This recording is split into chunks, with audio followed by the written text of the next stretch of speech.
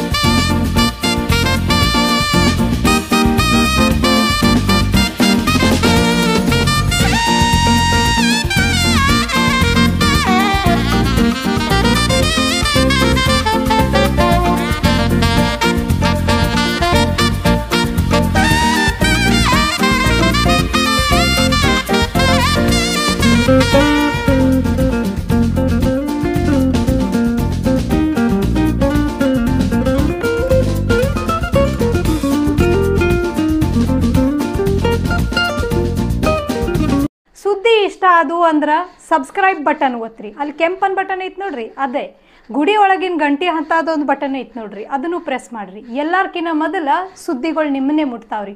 ಚಲೋ ಅಲ್ಲೇನ್ರಿ? ನಿಮ್ಮ ಬಳಗದಾಗ ಎಲ್ಲರಿಗೂ ಕಳಿಸ್ತೀರ, ಹೌದಲ್ರಿ? ಧನ್ಯವಾದಗಳು.